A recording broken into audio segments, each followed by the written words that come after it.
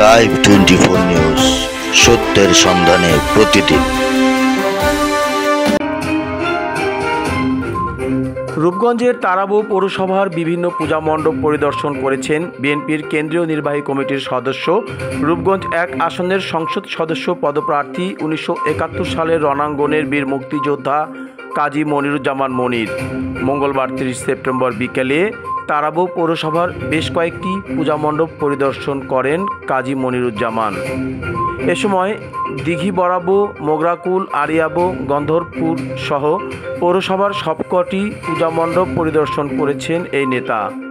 পূজা মণ্ডপ পরিদর্শনকালে বিএনপির কেন্দ্রীয় নির্বাহী কমিটির সদস্য কাজী মনিরুজ্জামান মনির বলেছেন, যারা হিন্দু মুসলমান সম্প্রীতি নষ্ট করবে তারা বাংলাদেশের বন্ধু নয়। তিনি বলেন, যে দেশে হিন্দু মুসলমান শত শত বছর ধরে শান্তিতে বসবাস করে আসছে, সেখানে পূজা মণ্ডপে কোনো ধর্মীয় সংঘাত হতে পারে না।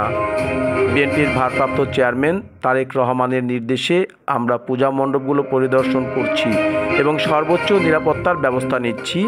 আমাদের দেশে ধর্ম যার যার, বাংলাদেশ সবার, তাই সব ধর্মের মানুষকে একে অপরের পাশে থাকার আহ্বান জানান। এ সময় কাজী মনিরুজ্জামান মনির পূজা মণ্ডপ পরিদর্শন করে আর্থিক সহায়তা প্রদান করেন সনাতনীদের মাঝে। পূজা মণ্ডপ পরিদর্শনকালে উপস্থিত ছিলেন নারায়ণগঞ্জ জেলা বিএনপির সাবেক আহ্বায়ক নাসির উদ্দিন, জেলা স্বেচ্ছাসেবক দলের আহ্বায়ক মাহবুবুর রহমান মাহবুব, জেলা যুব দলের সাবেক সহসভাপতি অ্যাডভোকেট আমিরুল ইসলাম ইমন, জেলা ছাত্র দলের সহসভাপতি সুলতান মাহমুদ, তারাবো পৌর যুব দলের সদস্য সচিব কাজী আহাদ, তারাবো পৌর বিএনপির সদস্য সচিব জাকির হোসেন রিপন, উপজেলা যুবদলের যুগ্ম আহ্বায়ক আজিম সরকার, সানাউল্লাহ, মান্নান, সানিসহ আরও অনেকে। নারায়ণগঞ্জ রূপগঞ্জ উপজেলার তারাবো পৌরসভা থেকে মুশফিকুর রহমান, লাইভ 24 নিউজ। আপনাদেরকে বলেছেন, আমরা আপনাদের প্রয়োজনে সবসময় আপনাদের পাশে ছিলাম, আছি এবং থাকবো। আমি আমার বক্তব্যের শুরুতে আমার কমিশনার কমিশনারের কথা স্মরণ করবো।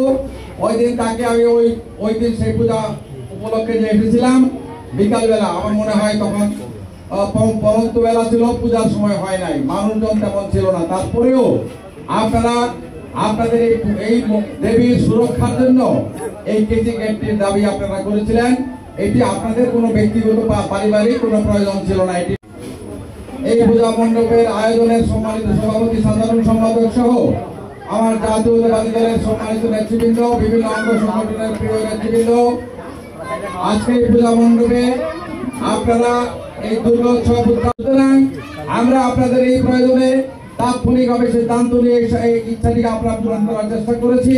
আপনারা ঈশ্বরের কাছে প্রার্থনা করবেন আমরা যেন আপনাদের যে কোনো প্রয়োজনে এইভাবেই আপনাদের পাশে থাকতে পারি।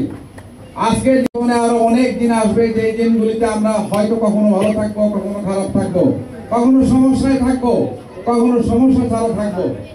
কখনোই যেন কোনো অবস্থাতে যেন আপনাদেরকে আমরা আলাদা না হই, আমরা যেন আপনারা আমরা এক হয়ে থাকি।